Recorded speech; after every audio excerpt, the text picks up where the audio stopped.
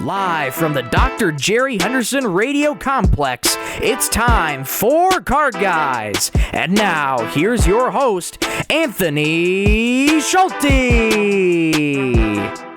Good morning or good afternoon, whenever you may be listening to this program. Thank you, Michael, for the intro as always, and welcome to Card Guys Detroit Sports Talk, Season 2, Episode 22. Coming up today, our 3 stars. Plus, what do the future of sports cards look like? Also, a look into the Tigers and the Wings. Stay tuned for reaction of the Women's National Championship. And before we go, Wrestlemania 40. Oh, boy. All right. It's all right. early, folks. WrestleMania 40 was this weekend. We give our thoughts and reactions to the epic main event that still has Ryan speechless. I'm Anthony Schulte, and joining me as always, my man, Ryan Donnelly. What a beautiful day. Indeed. What a beautiful weekend we had. Great hoops, great hockey, great baseball all around. Baseball's back. Baseball's back. WrestleMania was killer this weekend, which I'll talk about at the end of the show. Mm-hmm. The total eclipses today, and it's 70 degrees. We're not going to get a day under like 50 in 2 weeks. Yeah, I'm wearing short sleeves and shorts today. I'm wearing shorts right now. Because it is going to be a nice day today. What a beautiful day. Indeed. Right next to me, Mr. Michael Rosenkranz. Great to be here on a Monday. Ryan, you literally took the words out of my mouth. We had a great sports weekend this weekend. Beautiful weather on the horizon. Eclipse today. We just got a lot going on and a lot to discuss. Stay tuned, y'all. Indeed. So I'll start us off with 3 stars. I have 3 very, very special stars. Number 3 is the WrestleMania main event.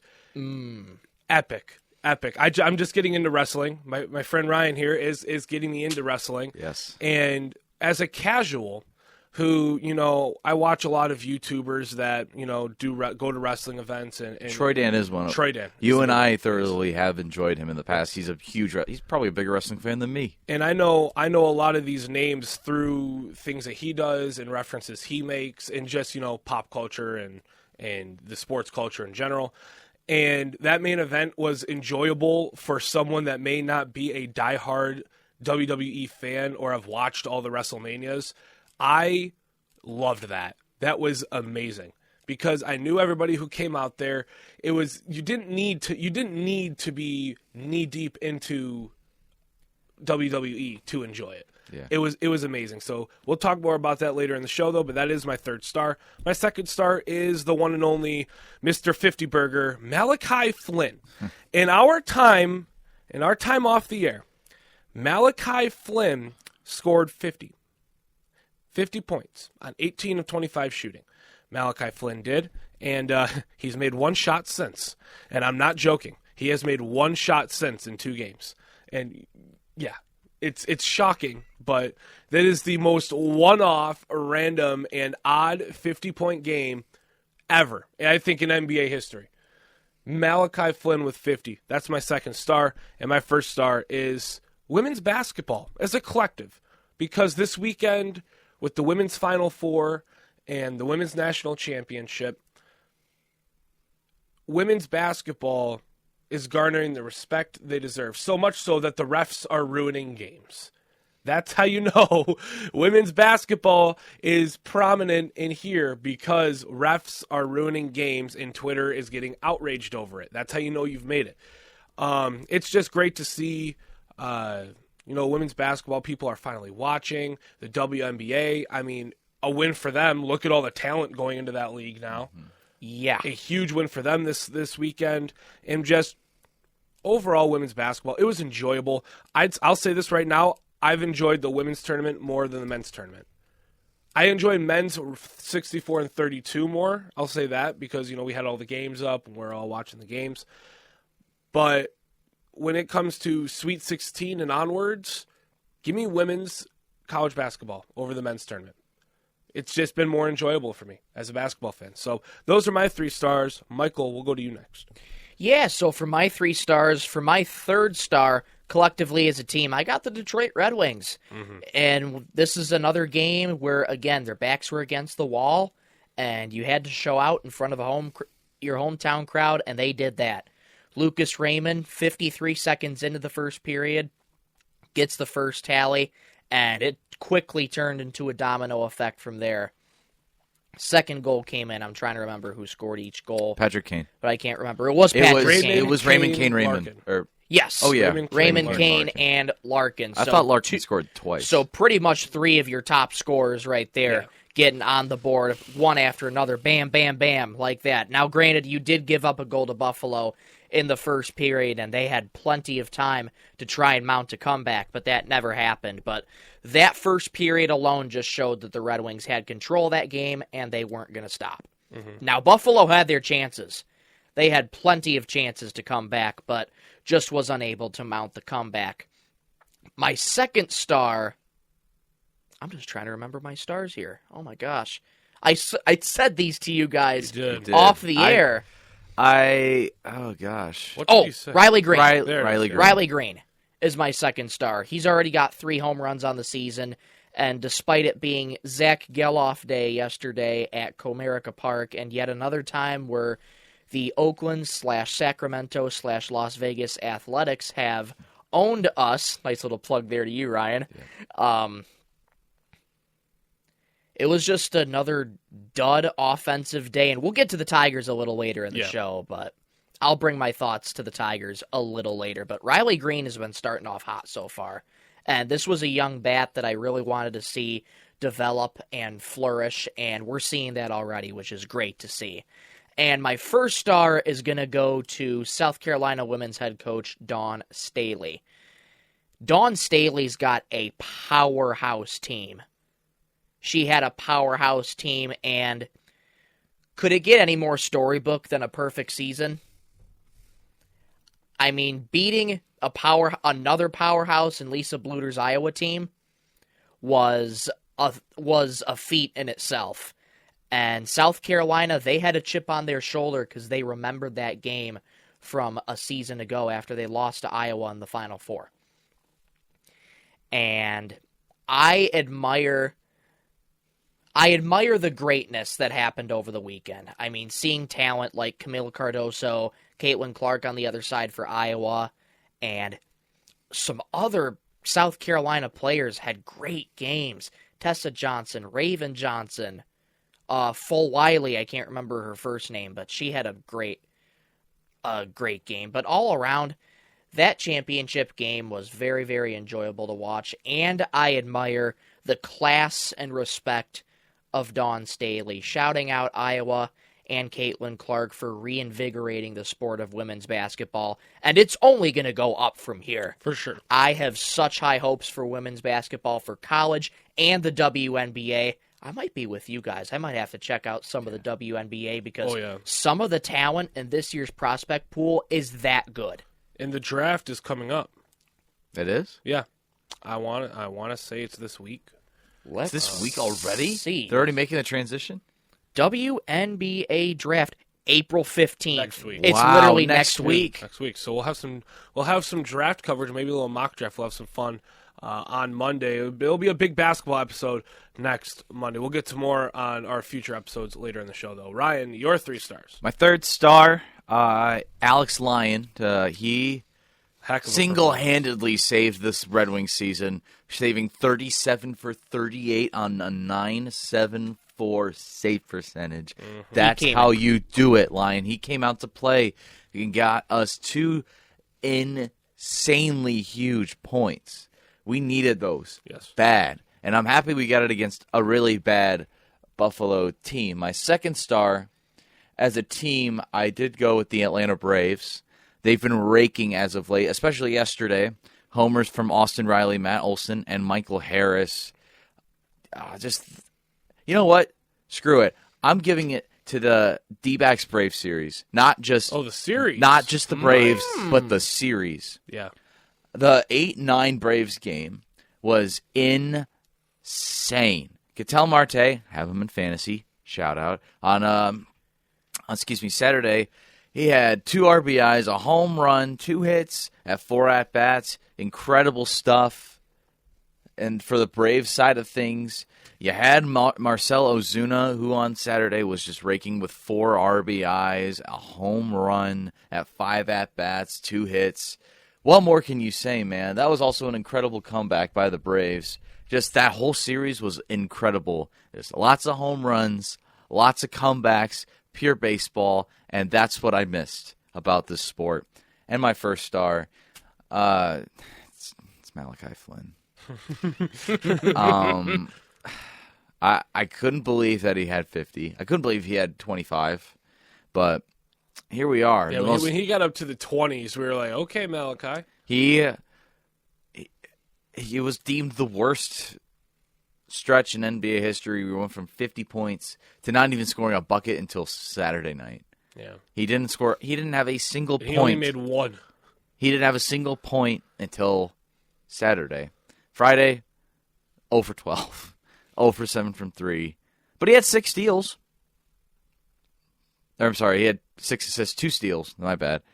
And then on Saturday, he had 3 points. How'd you go from 50 points to 3? That just sums up the Pistons season. It really does. And by the way, that 50-point game, we still lost. Yep. Mm-hmm. That's something you forgot to mention, but we still lost. I don't think I have to mention it at this point. I think it's just implied. By 6. And we blew it against the... I don't care about Yeah, we this didn't Pistons. score for 5 minutes against the Nets on Saturday. They went on a 19-0 run to close out the game, starting at the 4:51 mark, and I am not okay. I'm Moving on not quick. watching the Pistons for the rest of the year, just based on Malachi Flynn's performance and the way that we played on Saturday. I might watch the Spurs game only if Wembanyama's not playing, because I want to see this team at least get one more win. Moving on really quick, Michael, we have to tell you something. Oh, yeah. We have to inform you of a little oopsie on your end. Oh, So you know how we play fantasy baseball, right? yes. You know who's been on your bench for the last 2 weeks? Who might that be? He likes to gamble. He likes to gamble. He doesn't actually like to gamble, for what it's worth. Shohei Ohtani. Right. He's been on your bench for 2 And weeks. I think he's just been like... Have you checked on him lately? I have not. He's been playing some pretty good baseball. He hit a home run. He hit his first Dodgers home run on Friday. He did. No, And home he- run in Dodger Stadium. Yeah. Yeah. He's been doing So- really well. And So he's in on other your- words, I'm slacking in fantasy. In other right words, now. I would put Shohei Ohtani in your starting lineup. 'cause Yeah, you I got to played- do that. For context, for lore, Yeah. Michael and Anthony played each other week 1. Michael and I played each other week 1.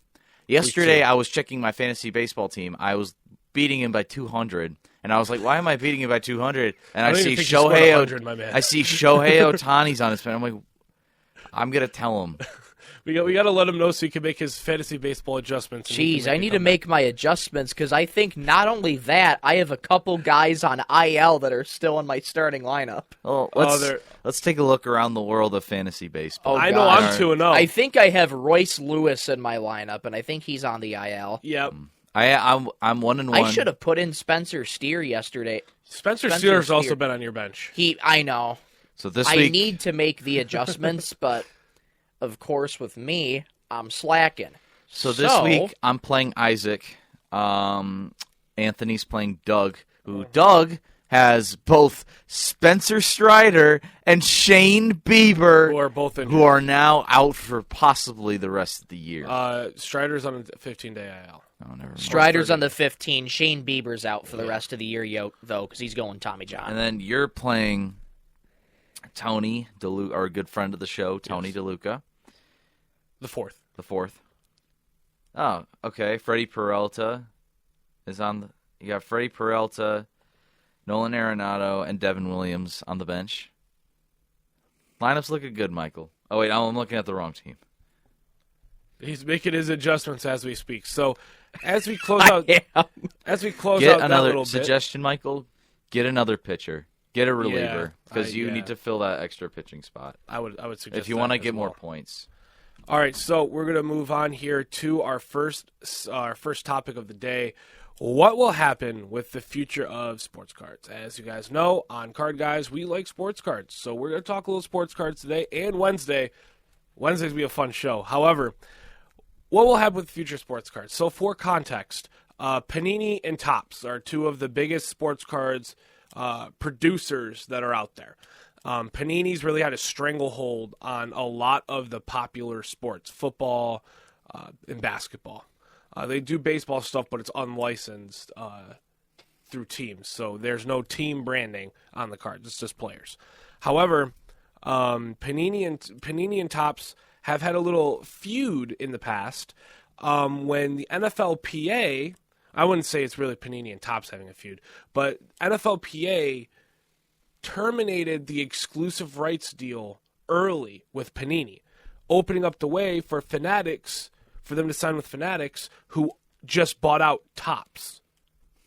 So now Topps will be able to make, presumably, they will be able to make NFL cards coming up, which with Topps making NFL cards, that could put Panini in a little bit of a bad spot because a lot of people don't like Panini. A lot of people don't like their product. My question is, and what we're going to talk about real quickly here, is what does that mean for the rest of sports cards, specifically NBA? NBA sees the NFLPA doing this. There might be, more money involved somewhere else. However, what could happen to NBA? Because if NFL is losing their exclusive rights deal and maybe Panini stops making NFL together depending on how next season goes, what'll happen to NBA? Because NBA just recently had Panini as a sponsor for the Rising Stars Challenge. So it seems they're in good graces, but that could all change. I think they'll go back to Donruss. Donruss is Panini.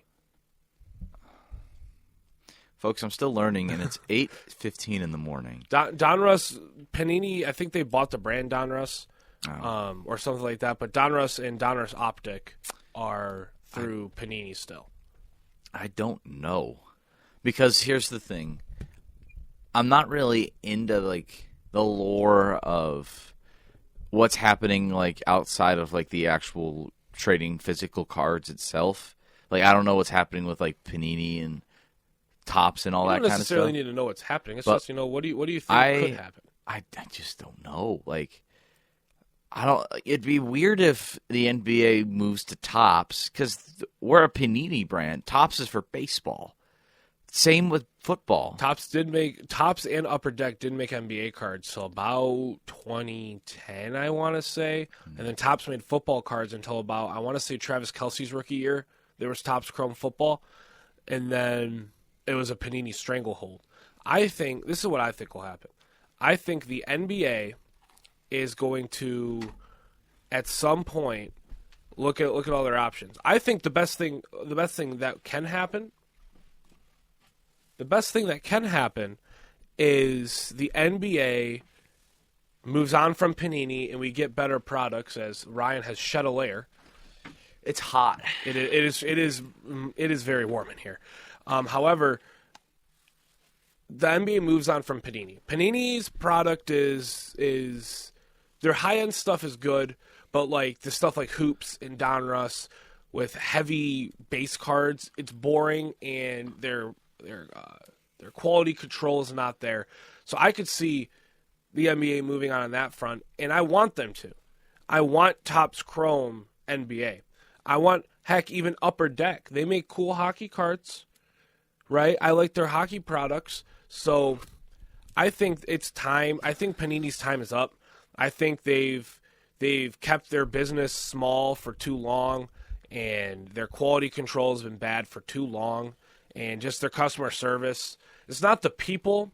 Like one of my favorite card content creators, Pac-Man, says, it's not the people, but the customer service over the phone and online, subpar, 99% of the time.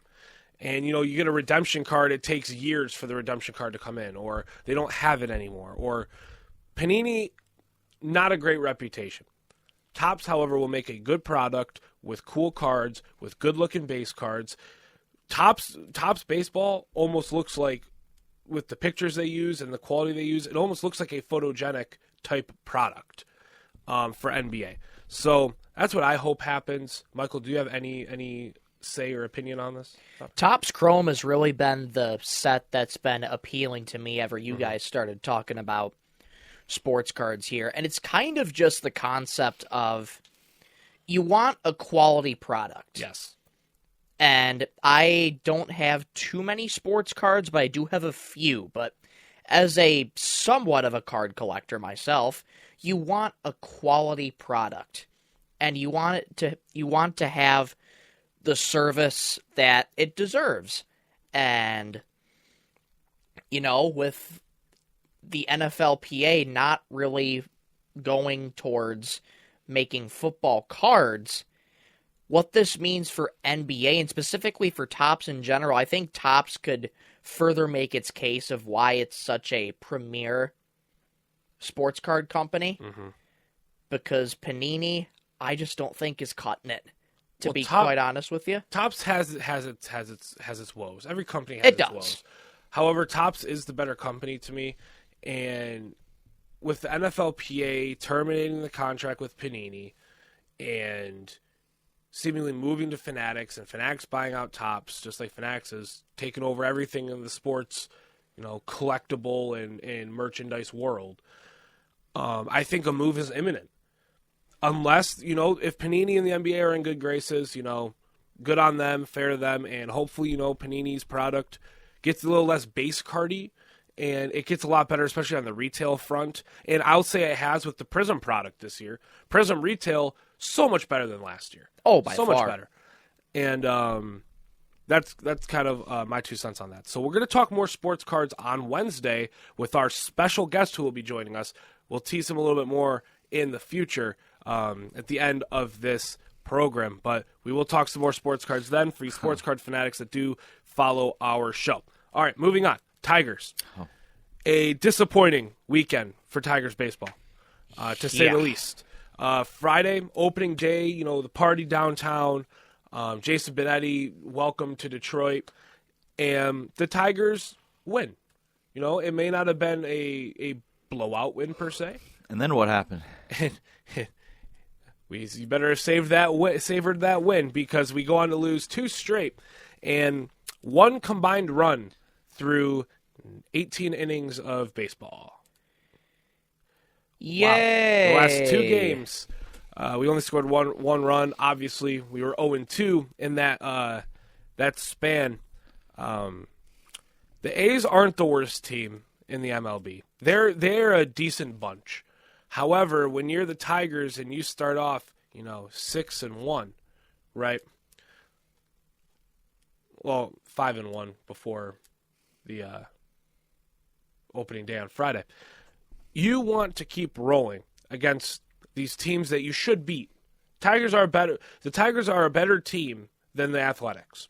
However, the Athletics just mowed us down on offense and defense.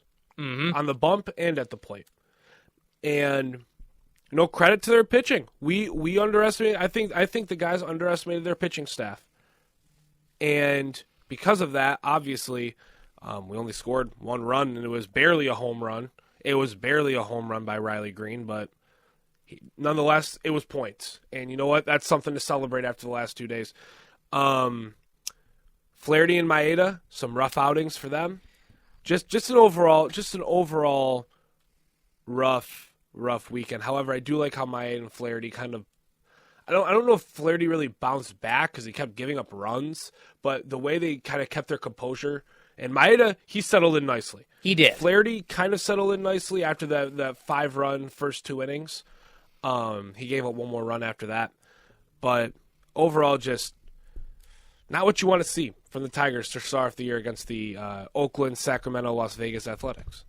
Yes, as you guys don't know, next year, John Fisher, the best owner in sports, is moving the last team in Oakland to Sacramento to hopefully move the team to Las Vegas. But unfortunately, the mayor of Las Vegas does not want the A's to come, which that's another story for another day. The Athletics drama, maybe we could do that during the summer, during like a little, story time card guys, perchance. John Fisher sucks. That's all. He's worse than Tom Gores. That's all I have to say. That's a statement. Yeah, that's a statement. You think Tom Gores is worse? John Fisher is screwing his fans out of a team. I mean, both. What's Tom Gores doing? They're both very, very bad. They're both bad in their own unique right. I think exactly top 3 worst owner in sports is John Fisher, Tom Gores, Mark Davis. for the Raiders list. side, the Raiders side of things, not the Aces side of things. Anyways, besides the point. Sorry about going off on a little tangent, but when I said at the beginning of the year, I said that bullpen's going to carry. I was wrong-ish, kinda. I mean, it was just, I thought on Saturday it was just a bad overall pitching night for everybody, and I thought it was bad managing skills by Hinch, his second strike of the year, where Maeda stunk it up, and you bring in, I don't remember any of the bullpen, but I just remember. Wentz went for Joey Wentz, yes! There we go. And then Will Vest, there we go. The noggin is there it is. the noggin, the gears are turning, but not a great pitching series. We did underestimate the Oakland Athletics. Yesterday, the pitch, I don't remember let me look it up real fast. I have it pulled up. Joe Boyle, going into this game, had a 23 ERA. Through like what, 2 innings? Through 2 innings, and a 5.75 whiff. Horrible. Not a good first game for him. Joe Boyle had a really good game yesterday. He did. He did. He was dealing. He was dealing, and I was like, we're going to put 11 on the A's yesterday. Yesterday, I thought we were going to put 11. We put up What wishful thinking? 11 minus 10. 1. Hey, I said when we went to me, Ryan, and friend of the show, Isaac Haffenden, we all went to the Tigers game yesterday. We braved the elements of pure sunshine and 55 degrees. Yeah, I'm freezing still. I wore shorts. We were one of the only sections that had shade. Yes, and usually when you're at the ballpark, shade is nice, a little cool.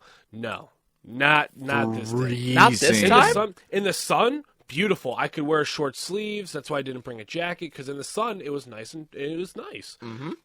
Did not know we'd be in totality of shade for the entire time. It was a bit chilly. My hands were purple. It was a bit chilly, yeah. I was in short sleeves and shorts. Well, I told you when we got in the car, I was like, "Why are you wearing shorts?" Because I thought we would like be in a shaded or like we were sunny area, like not a place like where it's completely shaded, but like where the sun, when it like peaks in the clouds, like there's a nice little breeze. I was insanely wrong. Yeah. But Chili's made up for it. Chili's was amazing. Chili's last was night. incredible. However, we were standing outside waiting for the gates to open, and when he said, because we do a little prediction, we do our own little Tigers predictions. When he said 11 runs, I looked at him. I was like, nope, not with this offense. Nope. And then he said he has wishful thinking, and you know what? I respect it. However, I'm a Detroit sports fan, and I just can't get my hopes up because I will just be disappointed and let down. Michael, anything on the Tigers? I remember reading something yesterday. I'm trying to bring this back to me. The last time a Tigers won a series against the A's, I think, was all the way back in 2016. Meaning... Wait, actually? I think so. What? Meaning the A's have owned us, specifically at Comerica Park. And I think our overall record since then against the A's was 4-21. I remember I went to the 4th of July game against the A's last year. Mm-hmm. That's all I got to say. Yeah. So, bottom line, the A's, for some reason, own the Tigers. I kind of compare it to the Ottawa Senators owning the Red Wings, a team that you should beat but somehow has your number. Mm-hmm. And I will say this. I'm going to cut the team slack for now. The Tigers have played a lot of baseball. They have 2 more games coming up today and tomorrow against the Pirates, and then they have an off day Wednesday. This team is tired, and that's why we're seeing the lack of offensive output from this team so far. I think the doubleheader killed us. Yes, the doubleheader was worst case scenario, but I mean, it just had to happen that way. It is what it is. We got one of the games from the doubleheader, so, I mean, we split the doubleheader. Mm-hmm. But the Tigers cannot have a 5-1 start and then have your offense fizzle out. And when I was reading a quote from Scott Harris yesterday, he says, yes, we want our bats, our younger guys with the bats, to struggle a little bit. Like, better struggle now than later in the season. I see where he's coming from. I see where he's coming from, but at the same time, with this kind of a start, you don't really want to see this fizzling out so quickly, because what started so promising and another one-run win on opening day in Detroit, the A's storm back and outscore us 11-1 in the remainder of that series, and they take the series 2-3. Brent Rooker had a phenomenal game as well. He did. He had a home run on Saturday and yesterday. Yeah. Zach Geloff is a guy who should not go unnoticed. He almost had the cycle. He had a home run, a triple, and 2 singles. Yep. It was very... This team has a insanely bright future, I can see. J.D. Davis looked great. Geloff looked great. Abraham Toro had a good series. J.J. Blade looked really nice. And then obviously Brent Rooker. Keep this man. And then Estuary Ruiz, who is in AAA right now, but he's also looked very nice. I think also Shea Langoliers also had a nice year. This A's team, they got to fix the bullpen, but other than the offensive standpoint, I think this A's team has a very bright future. So the Tigers will play the Pirates tonight, correct? Yes. Correct. 6:40 o'clock. 6:40 p.m. on Eastern Standard Time and 3:40 on the Pacific Coast if you watch from over there. Hi, if you do. Oi, hi. mate. I don't know. Oh, boy. All right. I'm tired. Moving on to the Detroit Red Wings, a victorious bunch last night across the street at LCA. We got updates at Comerica, and that's the only clapping we really did. Other than the Riley Green home run, we celebrated more for the Red Wings at the Tigers game than the Tigers. That's how yesterday went at Comerica Park. However, across the street, LCA, the pizza oven, as we refer to it around here, the Red Wings, they jump back into the second wild card spot, up by 1 point. Here's something fascinating. Guess who's behind them? The Pittsburgh Penguins. The Penguins, Capitals, and Flyers, all at 83 points. And guess who we play tomorrow? And don't we play the Capitals tomorrow? We play the Capitals on tomorrow, and we play the Penguins on Thursday. So it's like we're beating a dead horse with this, but these are two important games. These are the most important games of the season. More must-win games. Don't you just love must-win games though? It adds to these are playoff games. These are playoff games, especially the ones at home. It was a great crowd. That's why it wasn't that great of a crowd at Comerica, because there were three games all downtown. Ford Field had the Panthers. Jake Bates, another 62-yard field goal. Good Lord. Lions, get him on the practice squad at least so he could compete with Badgley. So Ford Field had a game. Comerica Park had the Tigers, and the Red Wings were over at the pizza oven. So April in the D. Oh, yeah. And the Pistons are on the road, and nobody really cares. I don't care. I'm the second Pistons biggest Pistons fan on the planet. I don't care. I'm still going to watch. Why? I have George Blaha's ad read memorized. So do I. That's where we are. This is true, guys. If you go on I can speak for both of these guys. When I see their stories on social media, and I see Anthony literally having George's ad read and intro memorized word for word. Pistons basketball on Valley Sports Detroit is brought to you by your local Toyota dealers. Visit buyatoyota.com. Toyota, let's go places. And by Cure Auto Insurance, a proud partner of the Detroit Pistons. He will spew about a couple things, teasing Greg's game plan, and that's coming up on Greg's Game Plan, brought to you by your Southeast Michigan Ford dealers. Here's Special K. Thanks a lot, George. Help. And then there's the intro, obviously, where he spews, and then let's say, who do we play next? Chicago? Live from the United Center It's the Pistons and the Chicago Bulls.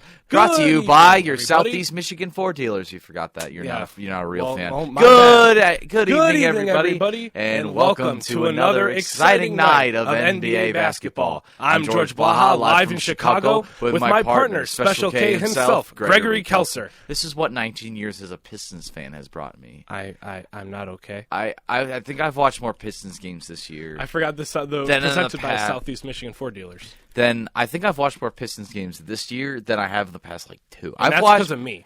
It's the Anthony Schulte. It's because I invite him over to every game because I don't want to watch alone. Because here's the thing. I watched a lot of Pistons games, like all of high school, all of middle school, whatever. Like last year, past couple years, obviously when we didn't have like Cade when he was hurt all of last year. And obviously, I watched all of Cade's rookie year. I didn't watch like every game. I watched 30 or 40 games. I watched half the season.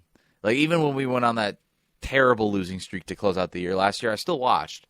But I wasn't We got that win against the Pacers. I ran around my house screaming and just happy. I think I've missed like 6 Pistons games this year. 6 or 7. I'm on a 7-year streak of not missing a Pistons game. That's sad and impressive at the same time. It's to a point of which it's a bit worrying. They made the playoffs in once. Yeah. And How do we always end up talking about the Pistons? You know who else? That's what I was about to ask. Hey, speaking of the Red Wings, you know where Dylan Larkin went to college?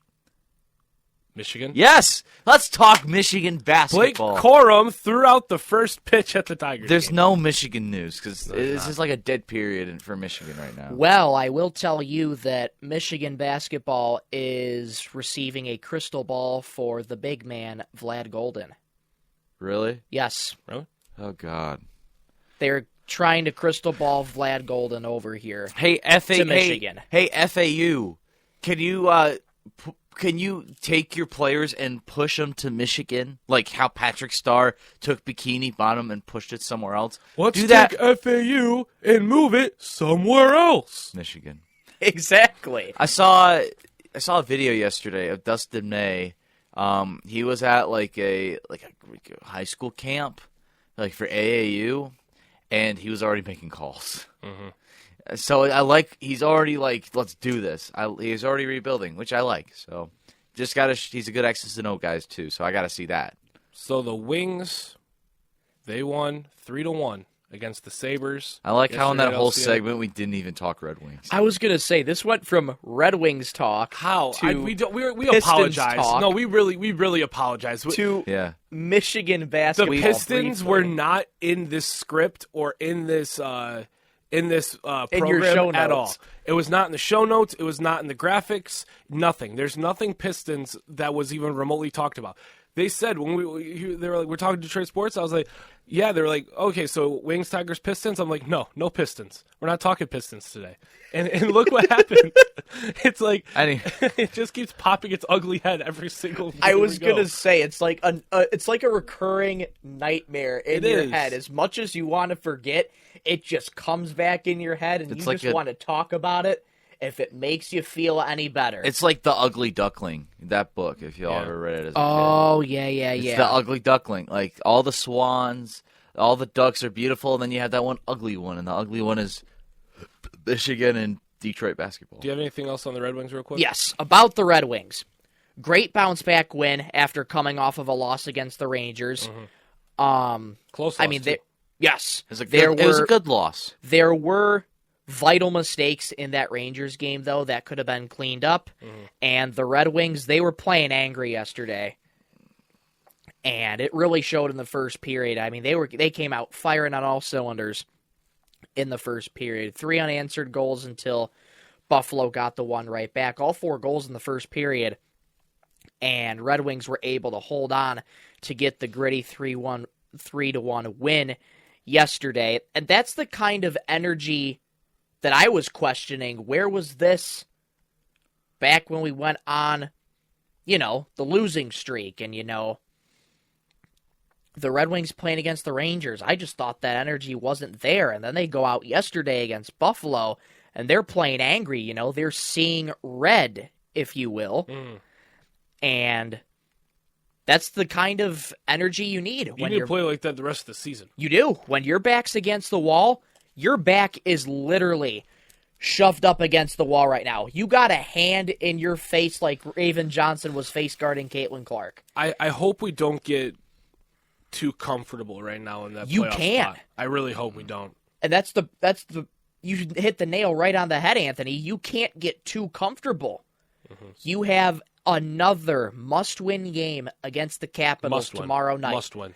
That is a must-win. Thursday, you have the Penguins at their place, must-win.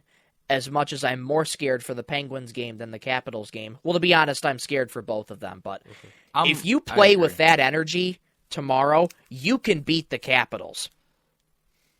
I think my quick point is I think it hurt that we didn't play for a solid 4 days.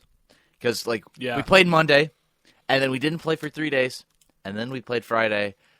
I thought, A, we'd be rusty, and 2, we'd be, 2 or 3 spots out of the wild card. But no, we're back in the second wild card spot, which I'm very surprised.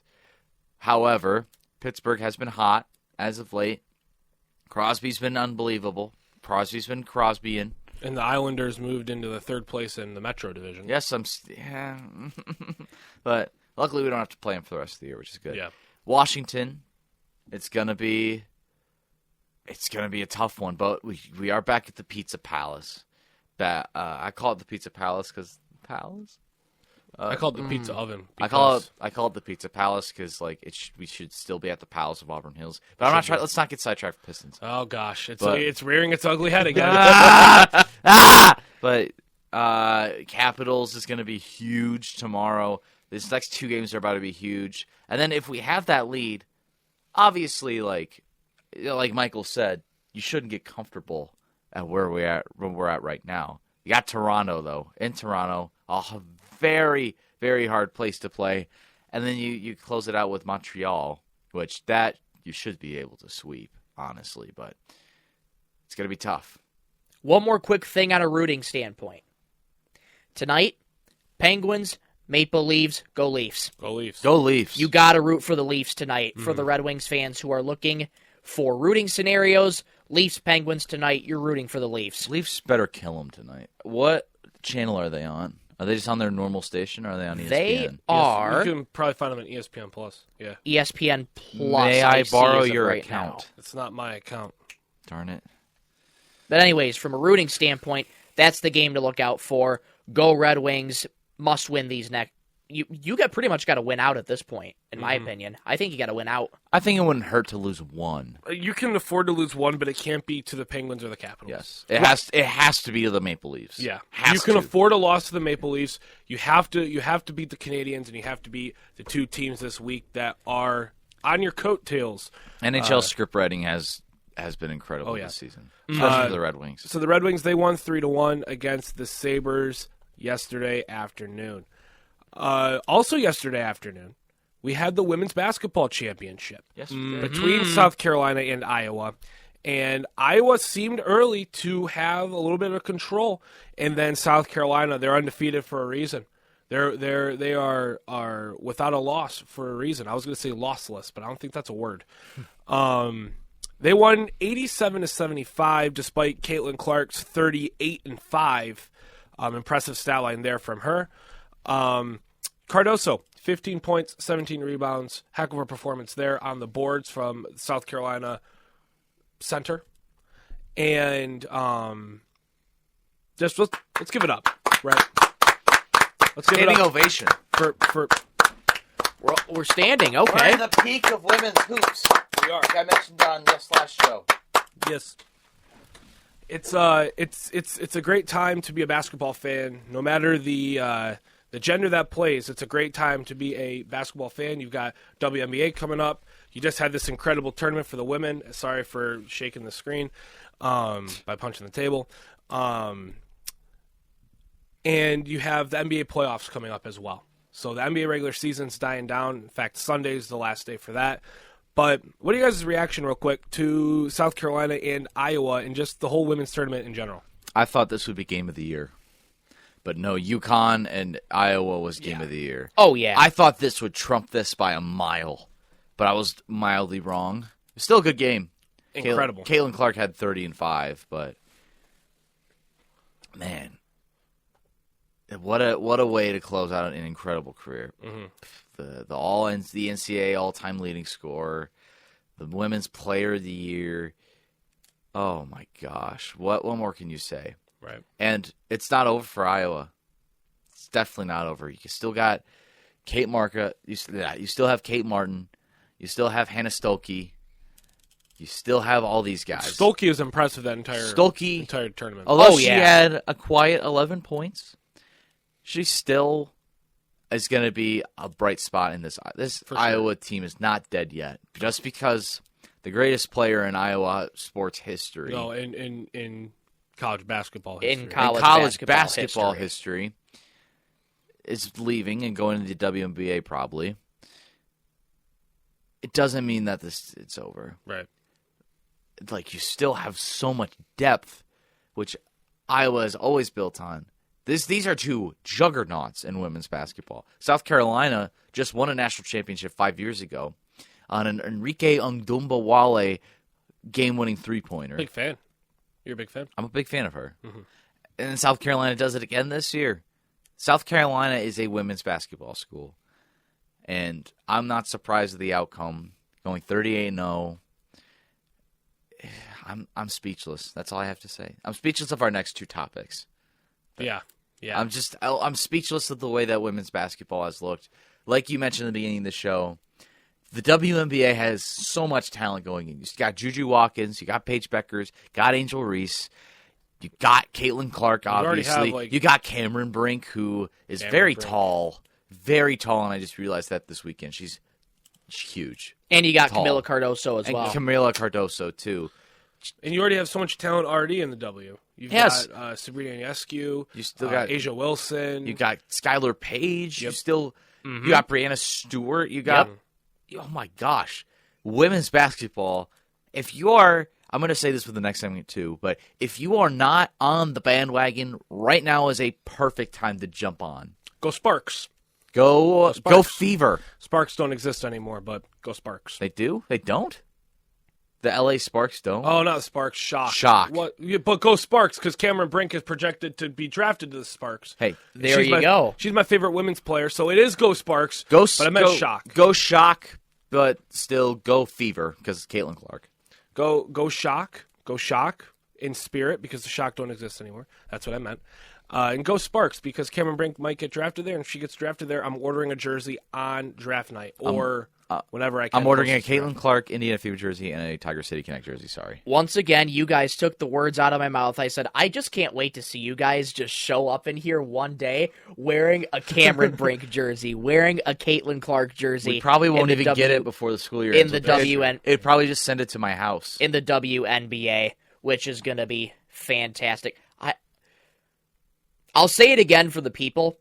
In my 21 years of life, I have owned 0 jerseys.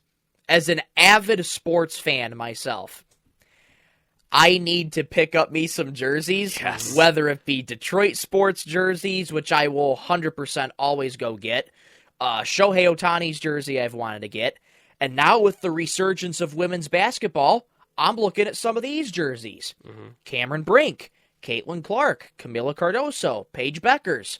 I mean, the options are endless. But all in all, what a tournament for women's basketball.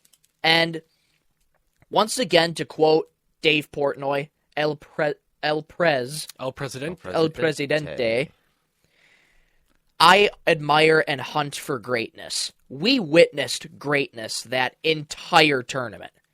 It doesn't matter the gender. It doesn't matter the stats, what records were broken, in my opinion. And that's what Caitlin Clark wanted to say as she went out. It doesn't matter the records were broken. Doesn't matter the amount of points she scored. She wanted to leave an impact. Yes. And Caitlin Clark, it goes without saying, you left an impact. Yes. On the entire game of women's basketball. Not just women's basketball, but just basketball. just basketball. Just in general. basketball in general. You've revolutionized the entire sport. You have reinvigorated the entire sport. And because of what Caitlin Clark did and what this tournament offered, basketball is going to reach heights it's never been before. And this women's tournament, and hats off to South Carolina, they are an incredible team. Dawn Staley has a powerhouse of a team. That's what, her third championship now, I think, in her time at South Carolina. And all in all, third? I think so. That was her second. Either second or third. I could be wrong. I don't But know. either way, phenomenal tournament all around. I loved every minute of it, and I can't wait for next tournament. I can't either. It's going to be fun next season. Before we move on to our last topic, what do you think the Tigers series prediction will be like for the Pittsburgh series? I think it'll be a split. I think it's going to be a split, too. I'm going to go We're going to win split. tonight. We're going to lose tomorrow by 3. Sorry for the sidetrack, but we forgot to bring that up. That's true. I want to bring this up. Well, we're on the topic of Tigers. Before we move on to our next topic. By the way, South Carolina beat Iowa 87-75 to close out that topic. Guess who was the in-game host yesterday at the Tigers game?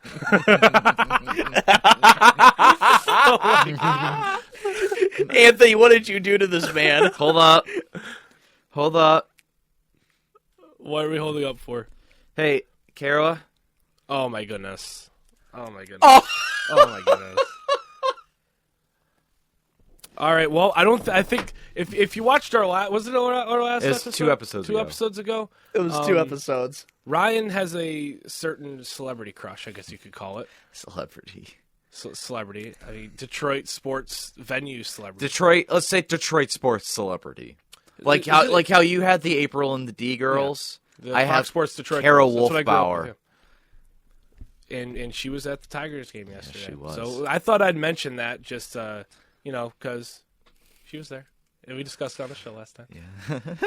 Sorry. Oh my goodness. All right. Can we move All on to right, the next moving on. topic so I could yap about this? For a while? WrestleMania 40. Oh, baby. WrestleMania 40 was over the weekend. It was a 2-night special.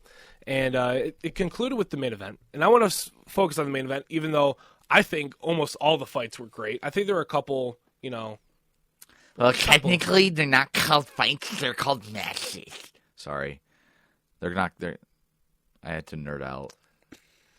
I'm new to wrestling, and to me, they're fights. But if they're called matches, You can call them whatever you want. if It's they're fake called, anyways. To the WrestleMania fans that may be watching this episode, that are going to go in the comments and be like, "This dude doesn't know what he's talking about," that would be moderately correct. I'm just getting into wrestling, as I aforementioned, and I'm enjoying it. And I thought we'd throw it onto the show today.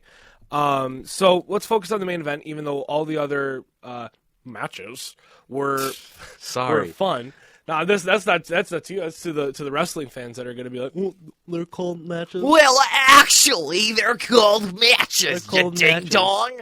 Sorry. But the other matches were mostly awesome. I thought the Logan Paul, the Bailey fight yesterday. I think yesterday was much better than day one. Yes, 100%. Yesterday, the script writers were cooking, and we could say that accurately because the script writers were cooking. The main event. Ryan, I know this is your wheelhouse. You've been a 15-year fan, so Yes. take us through the main event, which was cinema. I'm still speechless. Yeah, it was insane. First of all, I want to preface this. My history, my brief little history of wrestling fan. Been a wrestling fan since probably kindergarten, first grade.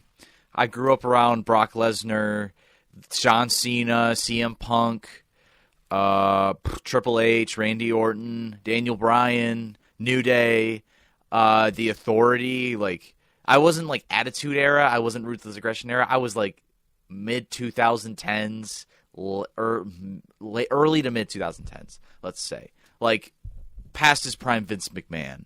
That's what I started going into. Like, yeah, but I've been a wrestling fan for that long, and I watched every WrestleMania up until the COVID one. I stopped because wrestling just didn't feel the same. it didn't feel the same. Script writing was, I was growing up. I was like in 7th grade, 8th grade at the time, and I was just like, you know what? I'm done with wrestling. This stuff is boring. They had Baron Corbin and Kurt Angle, and Kurt Angle's final, if you know, you know, but Kurt Angle's final match at WrestleMania should have been John Cena, but instead it was Baron Corbin. That's when I was like, I'm done. After Kofi Kingston won his WWE Championship, which top 3 championship match of all time, but it goes Kofi Kingston, Daniel Bryan, and then Cody Rhodes last night. But anyways, I'm getting sidetracked. I stopped for a long time up until last year after WrestleMania 39. There's this YouTuber I watch. If you watch Dodger films as a kid, I still watch Dodger films as a 19-year-old adult. Spidey, Austin Kleschka, he's a huge wrestling fan. I keep in contact with him. I really do. And like him and I talk wrestling all the time. Like it's not really that hard to DM these people, but because they have such a little following that you can just reach out to them. They're like, "Hey, you're a big wrestling guy? Yeah, let's talk some shop." But I started to get back into it around Backlash last year in Puerto Rico. Damian Priest, the now world heavyweight champion, against Bad Bunny. That's when I started to like, okay, I'll periodically tune in, like on Twitter, on Facebook, blah blah blah. And then this year is Royal Rumble, SummerSlam is when I actually watched. I know SummerSlam, I actually watched an actual pay-per-view for the first time in a couple years, and then I watched WrestleMania for the first time in 5 years. But that main event, as a fan of 15 years, that was a nostalgia is the most powerful drug, and it was. It was a good wrestling match overall. Jey Uso spearing his brother off the stage into a table. And then you had John Cena giving Roman Reigns and Solo Sikoa an attitude adjustment. And then you have The Undertaker. When the lights went out, I was like... I was like, please let this be a joke. Did you watch? A little bit. Yes! But, bro, when The Undertaker came out, when I heard the dong, I screamed. I almost got a noise complaint because my friend Eli, who lives about 2 dorms to the left of me, kept texting me like, "Are you watching this?" And I'm like, "Yes, I'm watching this." Obviously, either he was making fun of me because he could hear me or he was actually watching. But The Undertaker... oh my gosh, chokeslam to The Rock in 2024. We got Cena, the meme came to fruition. Cena and Rock in 2024. And then Cody Rhodes hit 3 crossroads to win a Rhodes. Dusty Rhodes, his father, couldn't do it at the Garden. They stripped it from him. Cody Rhodes, the first ever Rhodes to win a WWE championship. A sob story, a great story. His Mama Rhodes, as The Rock has gone through for the past month, was crying on this in the ring, and wrestling is beautiful. It was great. I got one of my best friends into wrestling. On Wednesday's show, when I dropped WrestleMania, he could give 2 darns about it. Now we're talking about this in the show. Now it's a topic. Now it's a topic in the show.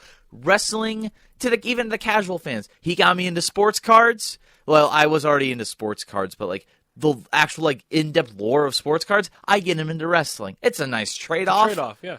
But, oh man, WrestleMania 40 weekend, overall, the weekend, Sami Zayn winning the Intercontinental Championship, that was shocking. 2 Goliaths went down last night. Gunther and Roman Reigns down. Bayley winning. Tag Team Championship was awesome. The singles matches brought this WrestleMania down a little bit, but other than that, the championship matches were cinema. And that's I'm never missing a Raw and a SmackDown for the rest of my life. Wrestling, in the words of Pat McAfee and The Rock and everybody, wrestling is cool again. Mm-hmm. Michael, any quick final thoughts before we have to sign off here?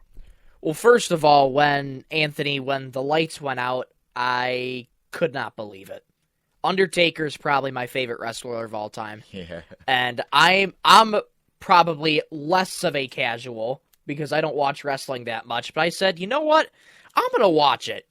I'm excited to see it. Stuff is going to be happening.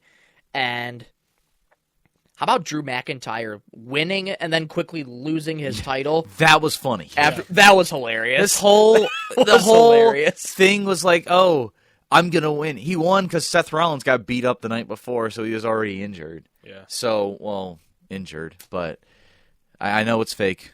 Sorry. I had to get that out there.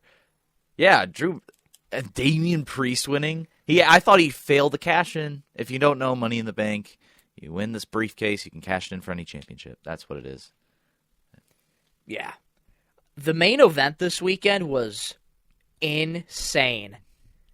I mean, to have a gauntlet of a fighter in Roman Reigns finally go down at some point, because, I mean, Roman Reigns was running Friday Night SmackDown, and I think he was on Monday Night Raw too, wasn't he? Last Monday he was, yes. Last Monday he was on Monday Night Raw, but I think he's been more on SmackDown lately. He was on SmackDown like all of last year. I think. He's just been running Friday Night SmackDown for the longest time.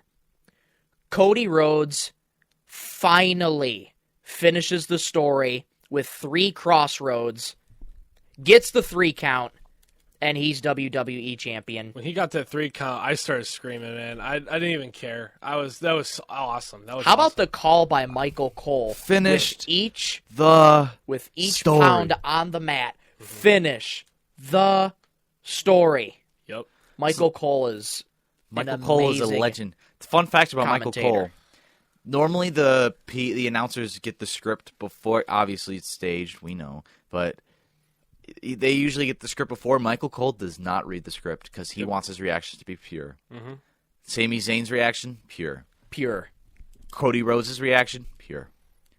Bayley's reaction last night, pure. Everything is pure for Michael Cole. He is a legend. Not as legendary as Jim Ross. He's the legend. He's a legendary commentator for sports and sports entertainment. But Michael Cole, he's been doing this for 25 years. He's going to be up there. I love Michael. Oh, yeah. I love Michael Cole. He's such a good dude. Well, sadly, with all that great wrestling talk, that's all we have for today's show. A little over an hour, but it's all right. Nice little jam-packed show. Very busy weekend in the sports world, and WrestleMania was the perfect cherry on top to it all last night. That's all we have for today's show. Thanks for tuning in. Hold up. Guys. What? Don't we have a guest on Wednesday? I'll get there very quickly. I apologize. No, you're okay. Thanks for tuning in. Card Guys Season 2, Episode 22 on 101.1 The Beat, YouTube, and wherever you get your podcasts. Tune in Wednesday as we welcome a very special guest to the show. He is a Bally Sports Detroit reporter for both the Tigers and the Pistons, not the Red Wings. The Tigers and the Pistons. I think he's done some work with the Red Wings before.